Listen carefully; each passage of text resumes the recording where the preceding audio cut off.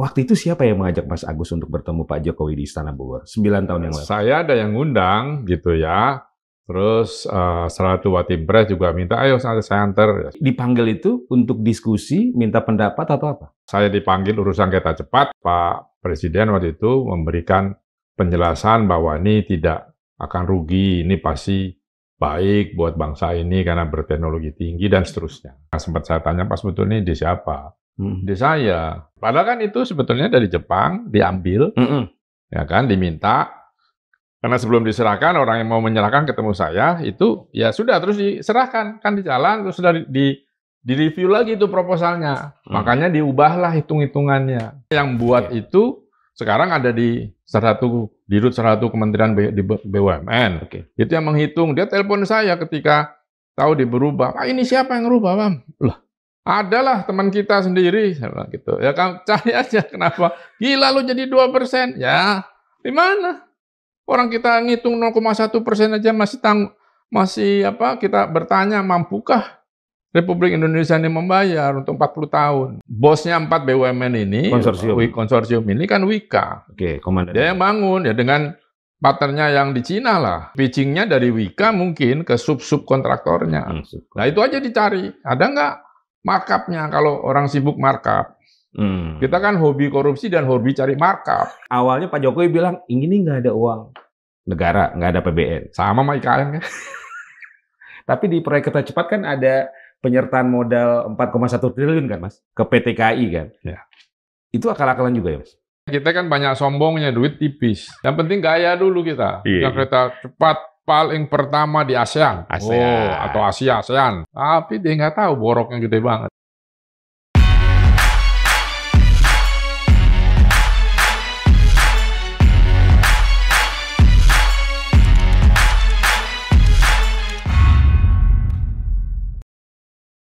Assalamualaikum warahmatullahi wabarakatuh. Sobat Madilog, polemik kereta cepat Jakarta-Bandung yang sekarang bernama WUS kembali mencuat ya setelah Menteri Keuangan Purbaya menolak untuk membayar utang proyek tersebut menggunakan dana APBN. Dan ini membuka kembali ruang perdebatan terkait segala persoalan yang sebenarnya sejak awal proyek ini digagas atau akan dilaksanakan banyak sekali persoalan-persoalan yang muncul, dan kita ingat di Republik ini saat itu hanya ada 2 nama yang secara tegas menolak rencana proyek kereta cepat Jakarta-Bandung, yakni Menteri Perhubungan saat itu Ignatius Jonan yang langsung dipecat setelah menolak, dan ada satu lagi nama yang juga dengan tegas menolak rencana tersebut. Apa konsekuensi setelah Purbaya menyatakan menolak untuk menanggung utang proyek di era Jokowi tersebut? Saya akan berbincang bersama salah seorang analis kebijakan publik, satu dari 2 nama yang menolak proyek kereta cepat Jakarta-Bandung. Saya sapa Agus Pambagio. Assalamualaikum. Waalaikumsalam. Terima kasih, Mas Agus. Mas, saya ingin flashback sedikit ya. Ini kalau bercinta kita balik mengingat sakit hati. 9 tahun yang lalu. Meskipun Mas Agus sudah menyampaikan ya bahwa di situ Mas Agus dipanggil, sudah menyatakan penolakannya, ada pernyataan dari Pak Jokowi, ini ide saya dan sebagainya. Tapi saya ingin tahu, waktu itu siapa yang mengajak Mas Agus untuk bertemu Pak Jokowi di Istana Bogor? 9 tahun yang lalu. Saya ada yang ngundang gitu ya. Terus salah satu Watimpres juga minta, ayo saya antar. Ya sudah, terus teman-teman relawan juga ada. Jadi bukan sendirian. Jadi saya datang ke sana, kemudian biasa karena saya dipanggil urusan kereta cepat, katanya ya udah saya tanya. Itu setelah Pak Jonan dipecat ya? Seingat saya iya, udah gak lupa saya ini. Iya, 2016 itu ya, kalau saya nggak salah. Jadi dipanggil itu untuk diskusi, minta pendapat atau apa? Perkiraan saya tadinya mau minta penjelasan kenapa saya menolak. Mungkin ya, saya juga nggak tahu. Tapi kan saya cuma bertanya, terus berdialog, terus Pak Presiden waktu itu memberikan penjelasan bahwa ini tidak akan rugi, ini pasti baik buat bangsa ini karena berteknologi tinggi dan seterusnya. Nah, saya cuma bilang, Pak, ini kan sudah ditangani oleh Jepang melalui JICA dengan bilateral agreement dan bla bla bla. Kan itu package, tidak hanya kereta cepat, ada beberapa lagi. Itu diserang aku, enggak apa-apa. Ya sudah. Mas, Berapa lama pertemuan dan bagaimana suasananya saat itu? Suasananya sangat bercanda. Saya kan suka bercanda aja. Dua jam kali ya, 1,5-2 jam gitulah. 2 jam. Lupa saya. Yang lebih dominan Mas Agus atau Enggak lah, Jokowi? kan ada teman-teman juga. Nggak, Ya maksud saya saya tanya, untuk kereta cepat itu. ya saya memang, karena kan saya berpikir bahwa saya dipanggil karena urusan ini. Ya sudah, saya jelaskan. Gitu, kenapa? Tapi kan terus dijelaskan oleh Presiden bahwa ini begini. Nah, seperti yang sempat saya tanya, Pak sebetulnya di siapa? Di saya. Ya sudah. Oke. Kalau di saya kan artinya ya, beliau kan Presiden, ya saya kan rakyat, ya sudah. Oke. Tapi saya ingatkan, sudah. Oke. Mas Agus, kira-kira gimana ya, atau seperti apa gestur atau mimik wajah dari Jokowi Ya, ketika tipikal. Mas Agus menyatakan ini tidak visible, Pak? Tipikal Pak Jokowi, senyum gitu kan. Nah, ya, nggak ada yang aneh-aneh. Gitu. Tidak, wah nggak bisa Mas Agus tuh nggak gitu. Nggak. Gini loh, bisa kok, ini gitu, dia jelas. Oh, halus ya. Iya. Style-style Jawa begitu. Gitu, Oke. Ya sudah. Saya kan mau tanya lagi, saya dicolek, dinyekake sama Pak Watimpres, ya udah saya diam. Oh, Kan yang teman-teman yang lain juga oke. banyak mungkin mau tanya. Oke. Oh, jadi pihak Watimpres yang mendampingi Mas Agus bertemu Pak Jokowi waktu itu sebagai kode. Udah kode, jangan. Jangan panjang-panjang. Menurut saya lah, kan saya yang dipanggil. Iya. Tapi Mas Agus diberi ruang untuk berargumentasi nggak dengan Iya. Jokowi saat itu? Iya. Beri ruang. Makanya kita berkomunikasi. Gini, dia menjelaskan tidak akan rugi, begini. Ini akan baik. Karena setuju nggak kalau bangsa yang bermartabat atau apa itu ya, siapa itu harus paham atau menggunakan teknologi tinggi. Oh, setuju Pak Presiden. Oke. Nah, ini saya pilih ini. Sudah. Dari pertemuan itu, dari mana inspirasi Pak Jokowi kemudian punya ide untuk bikin proyek kereta cepat Jakarta-Bandung? Itu kan proyek sudah ada. Ya, sudah di JICA, sudah berjalan, studinya sudah selesai. Nggak kan Pak Jokowi bilang itu ide saya gitu. Oh ya, ide saya untuk pindah ke Cina kan. Oke. Kalau idenya itu sudah jalan, karena itu studi feasibility study-nya sudah selesai. Ya. Oleh Jepang dibantu oleh UI dan UGM. Jadi idenya Pak Jokowi untuk menggandeng Cina. Yang menggandeng Cina untuk supaya kita punya kereta cepat yang di itu segala macam. Tetapi itu dia tidak menyinggung bahwa ini kan dari Jepang, enggak. Jadi pokoknya ide dia gitu. Padahal kan itu sebetulnya dari Jepang diambil, ya kan, diminta. Karena sebelum diserahkan orang yang mau menyerahkan ketemu saya itu ya sudah terus diserahkan kan di jalan terus sudah di-review lagi itu proposalnya. Makanya diubahlah hitung-hitungannya. Gitu. Oke, jadi yang dimaksud idenya Pak Jokowi adalah untuk menggandeng Cina dari sebelumnya. Ya, Jepang saya bilang Pak nggak boleh, udah bisa, ulang aja. Cina mau bantu kok, dan ini lebih mudah. Oke. Meskipun konsekuensi menggeser dari JICA ke Cina itu, Pak Jokowi harus mengirimkan utusan khusus meminta maaf ya? Setelah itu berjalan, ya karena marah kan, tentu marah lah. Bayangin udah uang, kan begini, kalau loan itu kan awalnya lalu pasti ada technical assistance itu gratis, grant istilahnya. Ya. Itu sudah diberikan segala macam, terus tiba-tiba diambil tanpa mbak bibu, kan nggak sopan lah. Ya, nah di situ marahnya. Oke. Dan kan juga bukan hanya itu yang diambil, yang pelabuhan juga kan itu yang terus jadi Patimban itu. Jadi banyak hal yang waktu itu cukup membuat pasti pihak Jepang agak tersinggung. Menurut Mas Agus, apa yang membuat Pak Jokowi begitu nyaman untuk menggandeng Cina? Kan memang beliau dekat dengan Cina kemarin 10 tahun itu kan. Kan proyek-proyek banyak bantuan dari Cina. Lebih karena itu? Menurut saya iya.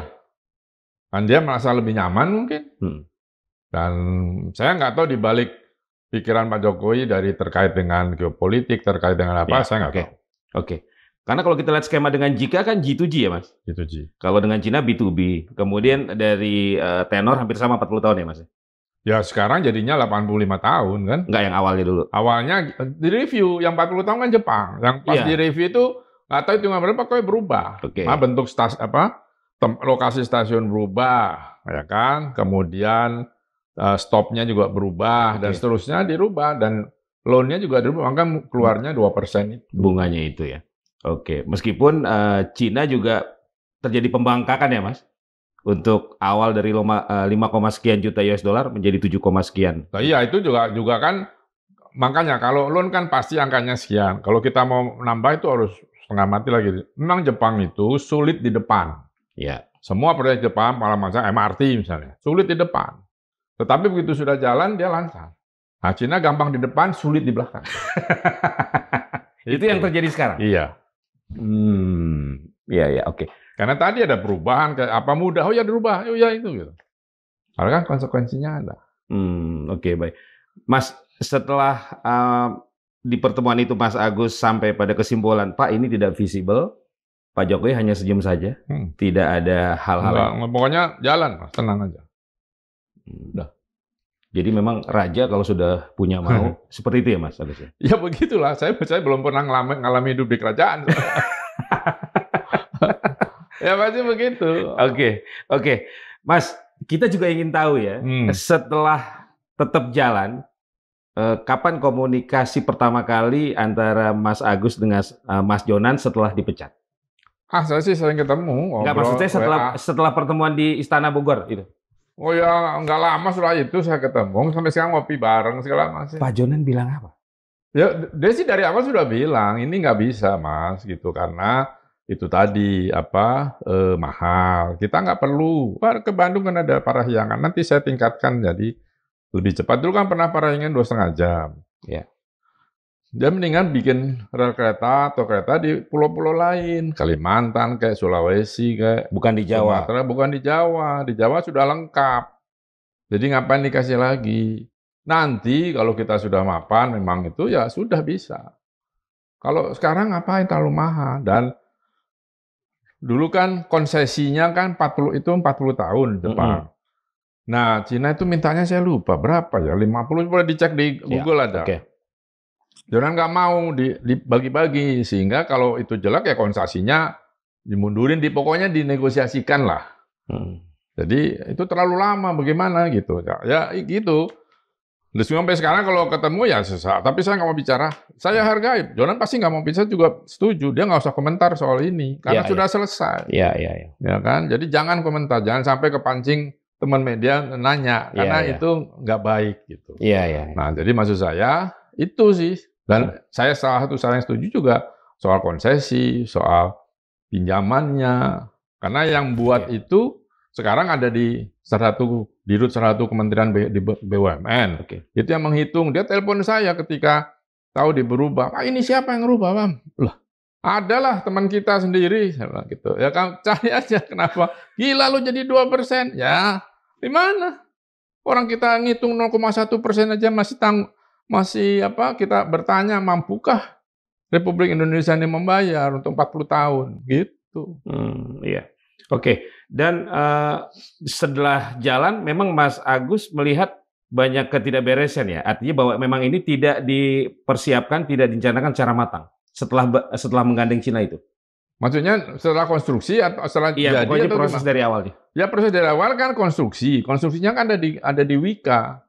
Ya kan, dia kontraktor. Nah, dia yang atur. Kan dulu bosnya 4 BUMN ini, konsorsium ini kan Wika. Komandan. Dia yang bangun, ya dengan partnernya yang di Cina lah. Jadi kalau soal banyak yang tanya, ini tidak pitching, ini bukan proyek pitching. Gitu, pitchingnya dari Wika mungkin ke sub-sub kontraktornya. Nah, itu aja dicari. Ada nggak markupnya kalau orang sibuk markup? Kita kan hobi korupsi dan hobi cari markup. Kan gitu. Kalau kita bicara celah hukumnya di situ, mengapa sampai menurut saya iya. Pembengkakan biaya dan sebagainya. Iya, coba aja dilihat lagi hitung-hitungannya, betul nggak? Gitu. Nah, saya udah bilang itu kerjaan orang-orang proyek, yang paham proyek dan keuangan. Saya bukan orang keuangan, nggak pantas menjawab. Mas Agus, sebuah pembangunan atau proyek kan tentunya ujungnya adalah untuk kepentingan dan kebutuhan rakyat ya. Kalau kereta cepat Jakarta Bandung ini ada urgensinya nggak? Nggak ada. Kalau sekarang dibilang penuh, ya nggak penuh juga. Saya sering naik karena saya ke Bandung sebentar, tapi tidak penuh. Dan tiketnya cuma 250, 300, 350. Kapan nyampe-nya? Kan nggak ada urgensinya. Dulu penuh sekali. Iya, orang mau naik. Penasaran aja. Oh begini, udah selesai. Kalau mau ke Bandung ya naik mobil, karena bisa berhenti-berhenti makan. Ini kan 30 menit cuma udah nyampe pada Larang. Oke. Dan kalau kita melihat jarak kan kurang lebih 150 meter itu menurut Nggak perlu orang-orang. kereta cepat lah. Artinya kalaupun kereta cepat tidak bisa maksimal kecepatannya. Ya nggak mas ya 300 itu pun cuma berapa menit. Karena kan yang pas lurus saja. Apakah ini bisa dikatakan proyek yang mengada-ngada, Mas?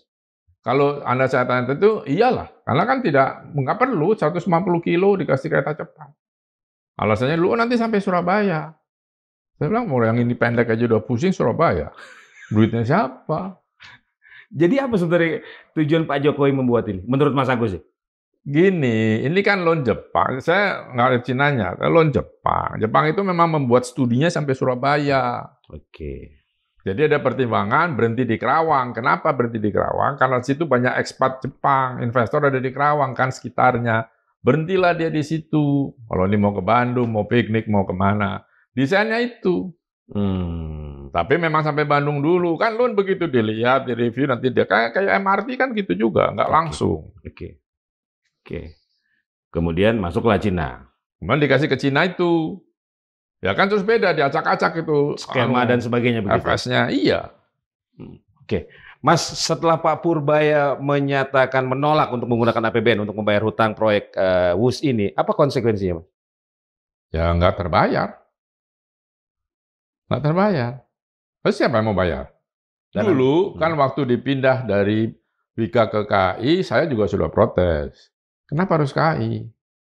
Saya ini termasuk tim transformasi yang sama Pak Yonani itu dari minus 800 miliar, kalau tidak saya udah lama itu, jadi 2 atau 3 triliun untung. Udah. Nah kalau dia sudah membiayai ini, dari mana uangnya? Kemarin pendapatan dari batu bara saja sudah dipakai. Lalu kereta api seperti apa? Itu bisa minus loh sekarang. Iya. Jadi nggak mungkin kereta api jadi. Waktu itu saya tanya, ini gimana? Enggak Pak, nanti uangnya dari pemerintah, nggak tahu apa bentuknya, lewat kereta api yang bayar sebagai ketua dari konsorsium. Jadi bukan uang kereta api. Iya. Nah sekarang uang siapa? Lah yang nggak tahu Pak Menkeu kan bilang, loh sudah diambil Danantara, dia punya 80 triliun aset. Dividen BUMN.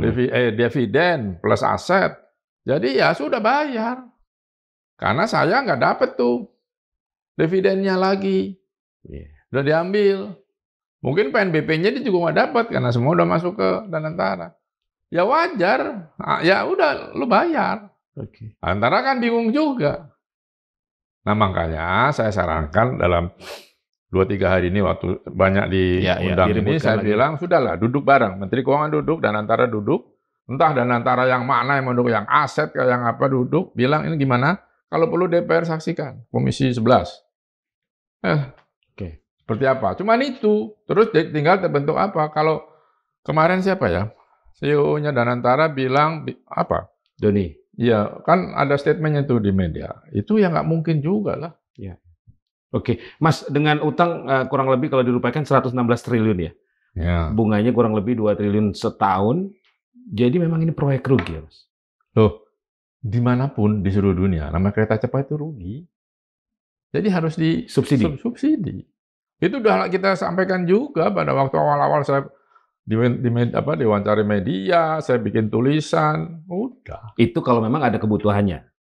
Iyalah, tentu kan banyak negara membuat itu memang untuk kebutuhan.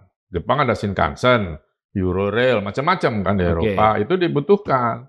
Tapi tidak ngejar dari fare base, dari tiket maupun non fare base box-nya itu nggak dapat juga, jadi disubsidi. Oke. Tapi memang ini kalau untuk yang bus ini nilainya akan sangat memberatkan negara ya, Mas? Iyalah, segitu. Nanti nggak kebagian tuh MBG. Nggak kebagian dong Koperasi Merah Putih. Siapa yang tanggung jawab, Mas? Hah? Siapa yang harus tanggung jawab? Kan eksekutif kan harusnya. Tentu didukung oleh legislatif. Ya penyelenggara negara yang bertanggung jawab. Siapapun dia. Termasuk pencetusnya? Nah, kalau itu tanya orang hukum, bisa nggak? Gua nggak bisa jawab. Karena itu kan udah lama. Boleh nggak ditarik gitu? Pasti bilang publik, harus. Ya, dari cara hukum, gua nggak berani jawab karena gua bukan hukum. Nah, jadi pokoknya penyelenggara negara. Gimana ada kesalahan kebijakan, bisa di carry over nggak? Oke. Itu. Kalau yang secara teknis tadi, Wika itu kontraktor-kontraktor itu ya, yang ketika terjadi Iya, dalam pembangunan itu kan yang lebih sering terjadi korupsi, suap. Jadi itu dicari. Silakan Kejaksaan, Bareskrim atau siapa KPK cari apa ada kenapa bengkaknya itu? Apa karena banyak apa sih istilahnya itu penambahan kan sampai cost overrun juga. Kenapa bisa cost overrun? Itu diteliti. Itu bukan di negaranya, ya dia memang bertanggung jawab terhadap pembangunan itu, tapi di pelaksanaan kan ada di bawah. Sampai lo negara minta tambahan utang. 3,4 tuh gede banget, itu gila itu. Dulu KAI aja lokomotif cuma 2 berapa dari US Exim. Itu gede banget. Mas, ini Cina ini kalau menurut Mas Agus ya memang ingin memberikan bantuan atau mereka punya agenda lain? Karena kalau kita melihat hari ini kan ngeri sekali Mas, konsekuensi dari. Ya kan dulu kan superpower Amerika, Uni Soviet. Sekarang Amerika, Cina bersaing. Ya tentu mereka punya agenda masing-masing lah. Dengan kemudahan tadi itu ya. Ya kan nggak mudah juga sebetulnya. Uang bunganya mahal. Sebenarnya nggak juga. Ya kita tapi bahasa aja. tadi Mas Agus, gampang di awal itu tadi. Oh iya, Cina itu emang gampang. Mau apa aja lu bikin. Yang lihat aja proyek-proyek tol atau apa gampang. Ada depannya. Nah lu, kalau Jepang udah ribet banget. Mas, kalau kata anak muda ini jebakan Batman bukan? Bisa jadi. Bisa jadi. Makanya saya pikir coba ahli-ahli geopolitik bicara nih. Ada nggak indikasi itu? Intelijen. Silakan bicara. Saya sih sebagai publik mengira, terus diapain? Kan nggak mungkin deh kayak Hambalotanya Sri Lanka diambil pelabuhan, dia tinggal parkir kapal perangnya. Kalau ini kan ngapain ngelola kereta? Artinya kalaupun misalnya gagal bayar, ada penyitaan aset, ya buat apa Cina juga mau nyita? Belum tentu itu yang dimau. Iya. Lu lah, silakan operasin. Mau jadi apa terserah. Saya mau bangun itu di sana. Kan saya udah kasih sekian. Kan ini apa ya? Angan-angan seorang Agus Pambagio yang harus itu kan gue bukan intelijen, gue bukan, tapi kan melihat situasi pengalaman gue hidup 40 tahun lebih di urusan begini.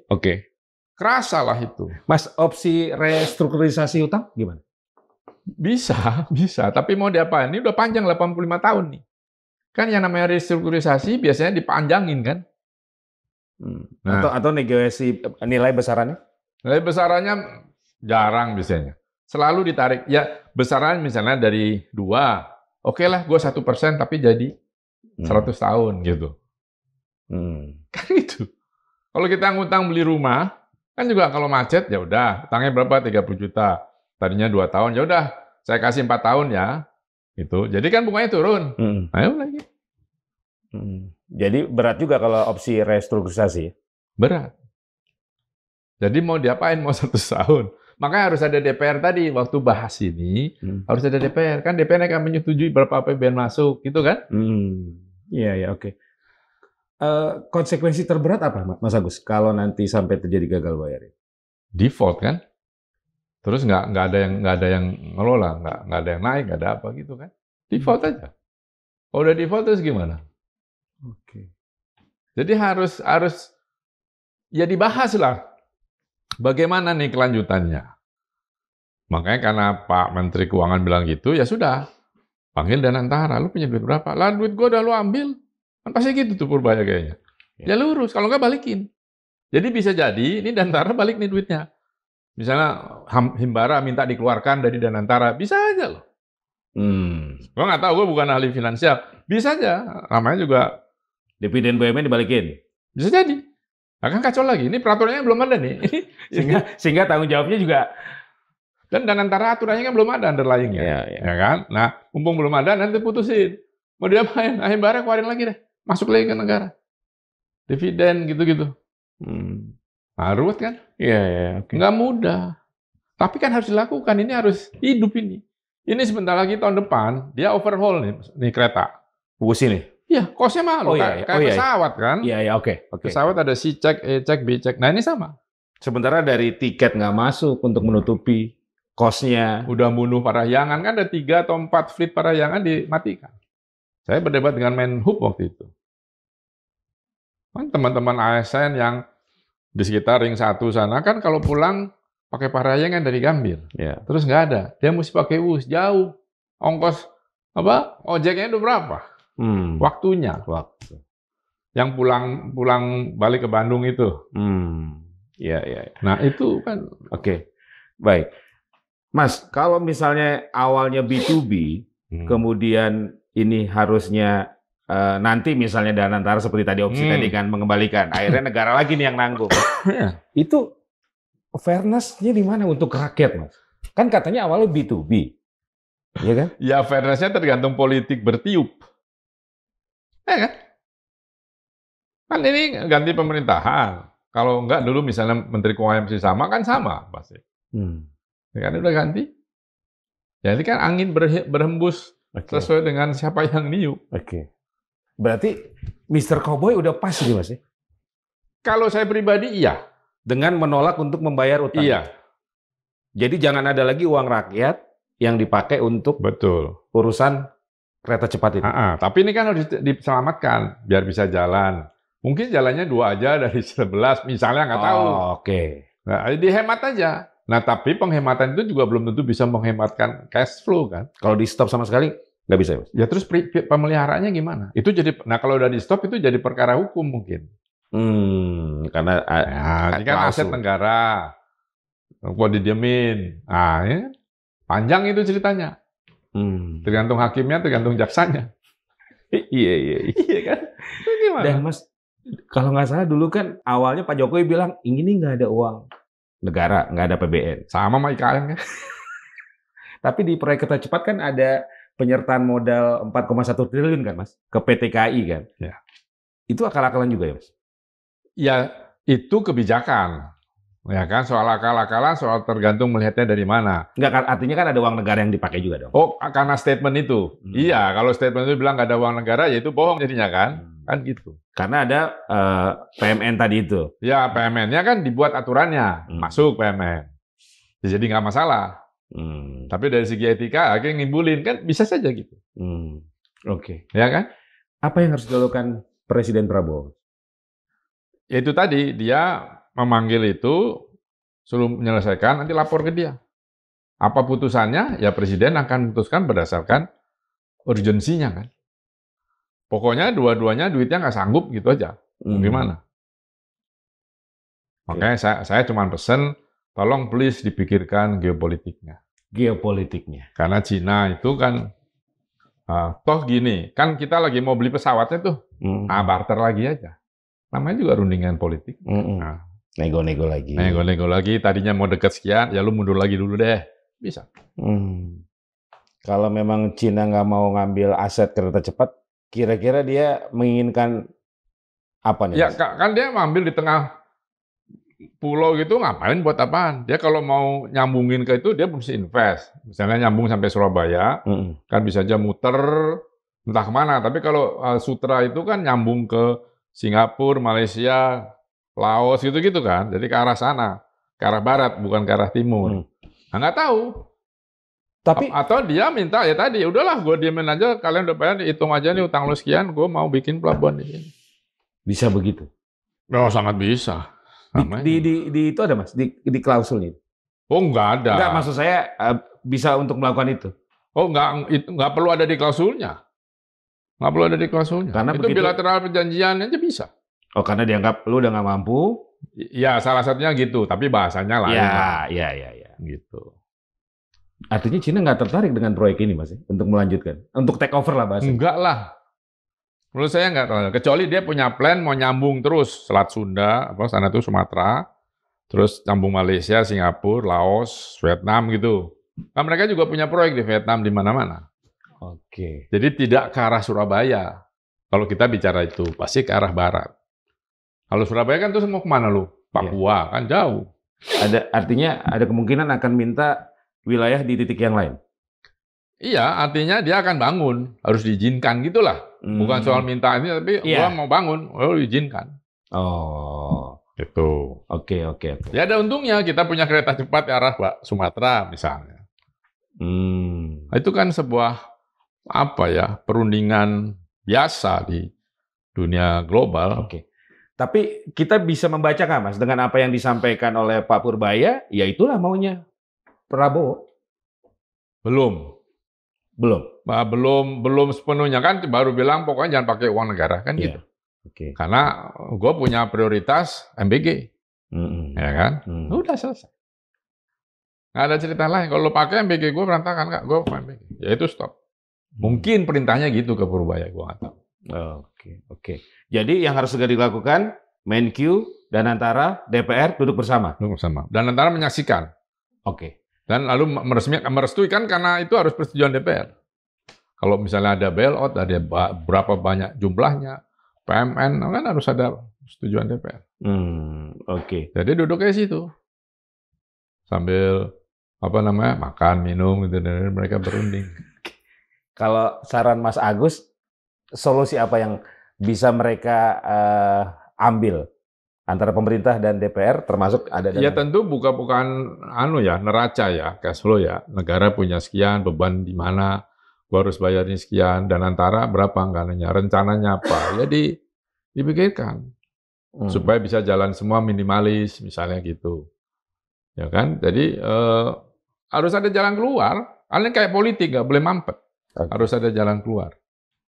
Gitu. Oke. Tapi will dari Prabowo sangat ditunggu ya, Mas? Iyalah, putusannya gimana? Karena ini sebenarnya panjang-panjang nih. Iya. Ya, karena kan bunga jalan terus dan sebagainya, cost juga jalan terus ya. Mau diapain gitu. Oke. Nah, sambil menunggu hasil itu, menurut Mas Agus, bagaimana operasional kereta cepat pusat? Harus jalan. Iya, nggak maksudnya... Kan nggak cash. Kan nggak bayar listriknya nggak cash, bayar BHP frekuensi nggak cash kan? Nanti bayarnya. Ini akhir tahun kali bayar lo utang gua. Kayak Pertamina kasih Garuda Aftur kan nggak bayar cash and carry. Nggak, maksud saya misalnya Wus frekuensinya. Oh ya bisa dikurangi gitu. Ya itu perlu manajemen Wus yang harus menyampaikan itu dengan dirut direksi kereta api. Bahas apakah mau dikurangi untuk mengurangi biaya. Apa iya? Karena kalau peralatan gitu didiamin tuh biasanya costly. Ya. Nah itu mesti dihitung. Jadi akhirnya cari yang paling mungkin, paling terbaik. Oke. Mas Agus kan pernah buat tulisan, contohnya pelabuhan di Sri Lanka, Habantota ya Mas ya. Skemanya hampir sama, kemudian gagal bayar, akhirnya Cina ngambil alih. Tapi itu sangat strategis kan pelabuhan ya. Ada contoh lain nggak Mas bahwa memang ini sering dilakukan oleh Cina dan harus kita lebih aware lagi? Sekarang kan sudah masalah juga dengan Vietnam, dengan negara-negara yang itu kan sekitar ASEAN sana itu, ya kita tunggu apa ininya. Kalau mereka keuangan cukup kuat ya nggak mungkin macet kan. Mereka kan bisa berbargaining kan. Susahnya di kita kan pilihannya tipis. Iya kan, kita kan banyak sombongnya, duit tipis. Itu aja. Iya. Yang penting gaya dulu kita. Yang kereta cepat paling pertama di ASEAN. Atau ASEAN. Orang Malaysia bangga pas wah ini. Tapi dia nggak tahu boroknya gede banget. Iya. Saya pernah baca tuh Mas, ada orang Malaysia bikin TikTok, wah keren Indonesia punya kereta cepat katanya. Iya. Jadi ya kan bukan itu. Misalnya dulu kita bikin pesawat, betul. Tapi nggak jelas gimana, nggak diakuin. Singapura bikin bautnya aja. Hidup. Iya. Itu kan pilihan. Iya. Jadi memang potensi gagal bayar kereta cepat ini bisa menjadi alat tawar yang kuat bagi Cina untuk kepentingan mereka. Pendapatannya ya, belum tentu benar. Iya, menurut Mas Agus. Dan itu harus hati-hati, pemerintah harus kadang-kadang gue ini suka beneran. Jadi gue mau kalau kata orang Jawa, Mas Agus mulutnya mandi. Tolong dikaji lah gitu. Kita punya Menko Polkam, punya Kemenlu, itu dikaji lah. Dua-dua kalau dari B2B bisa ditarik ke G2G nggak? Artinya Pak Prabowo juga bisa melakukan langkah atau opsi itu. Balik lagi berarti. Yang nggak mau, Menkyu nggak mau kan? Kan kalau gitu jadi G2G. Ya negosiasinya antara mana? Kalau Cinanya sih boleh aja, terserah lu mau bayarnya gimana. Ya kitanya sama. Ini perkiraan saya, Presiden pasti, waduh ini ada gua merah putih, ada MBG, ada ini.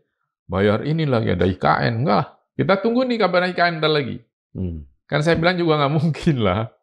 Mana ada 2 tahun lah, bener nggak mungkin. Oke.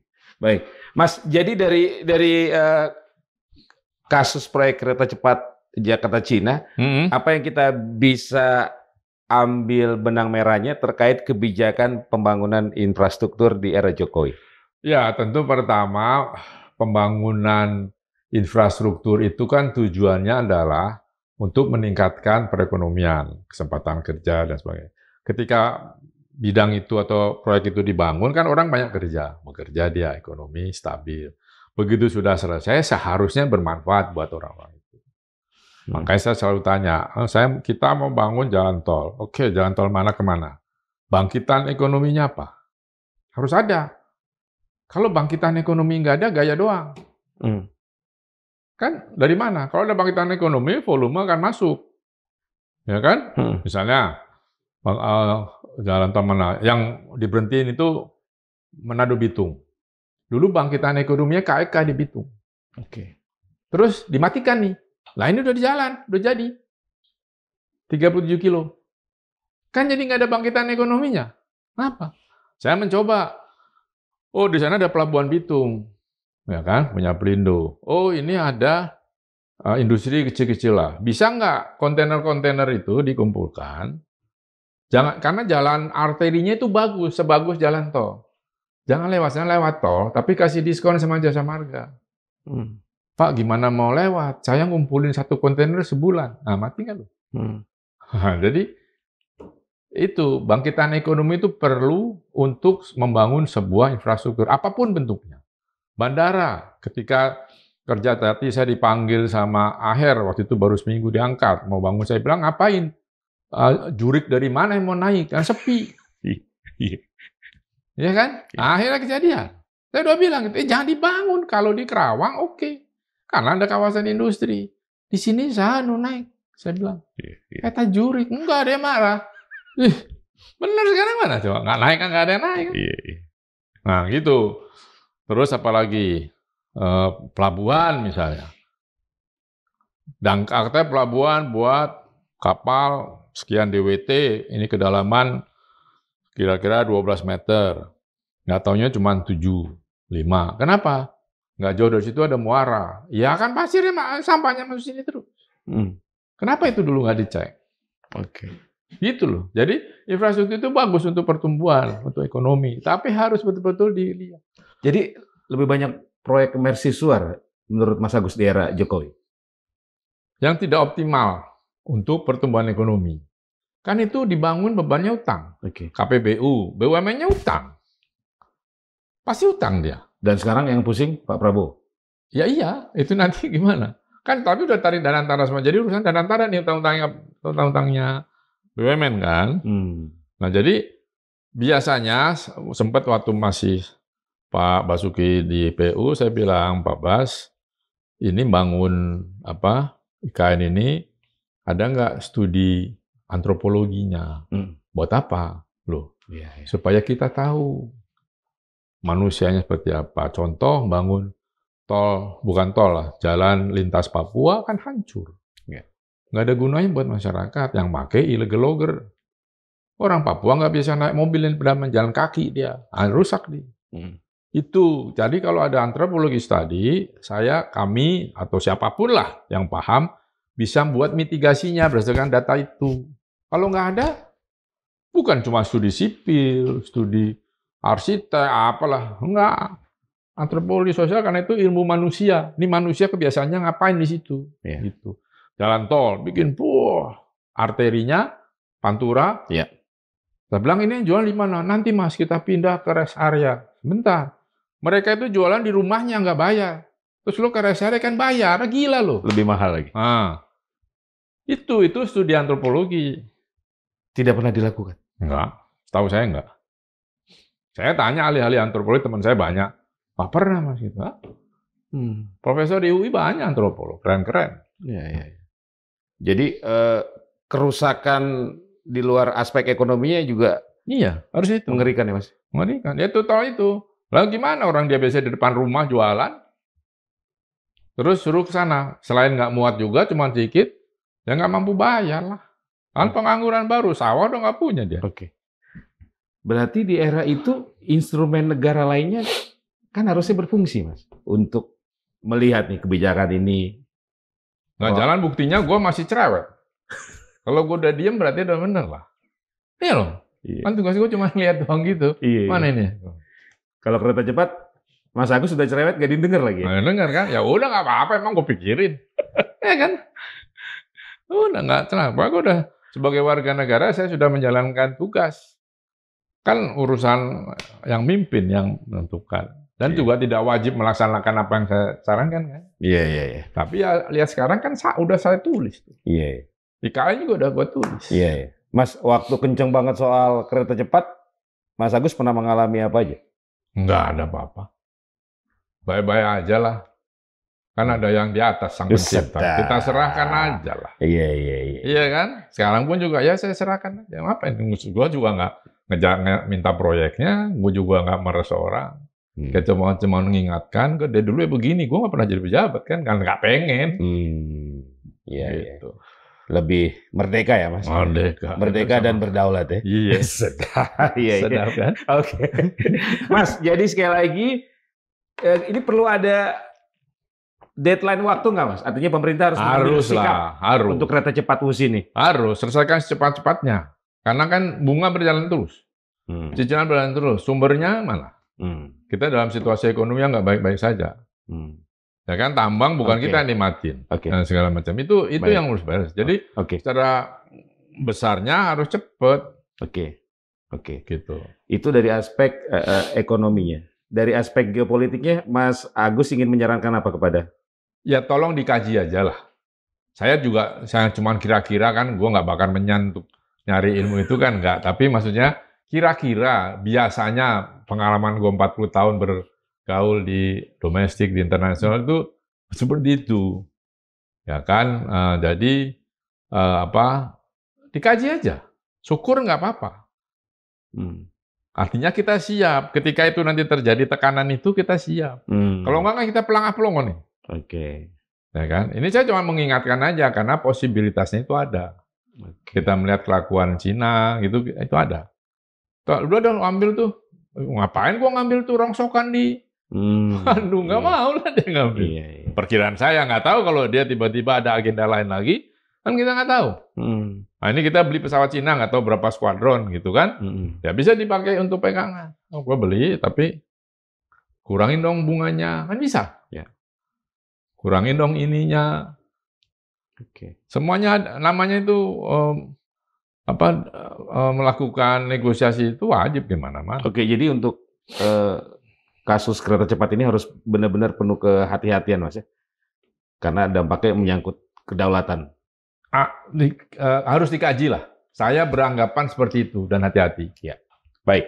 Mas Agus, terima kasih. Sama-sama. Sobat Madilog, itu tadi perbincangan saya bersama Mas Agus Pambagio yang memang tadi beliau juga cerita ya, sudah 40 tahun melanglang buana domestik maupun mancanegara. Jadi kita alhamdulillah mendapatkan view yang lebih luas terkait dengan persoalan kereta cepat Jakarta-Bandung yang sekarang namanya WUS ya, yang kembali menjadi sorotan setelah Menteri Keuangan Purbaya Yudisadewa menolak untuk membayar hutang proyek di era Jokowi tersebut. Tadi sudah ada saran dari Mas Agus, pemerintah, DPR, dan semua pihak yang terkait harus cepat mengambil keputusan dengan segera berunding, duduk bersama, termasuk juga Mas Agus meminta agar ada kajian yang mendalam terkait aspek geopolitik dari kasus atau persoalan kereta cepat Jakarta-Bandung ini. Semoga bermanfaat. Saya Margius Arif pamit ya. Nanti insya Allah kita jumpa lagi di episode lainnya. Assalamualaikum warahmatullahi wabarakatuh. Waalaikumsalam. Matur suwun, Mas. Sip.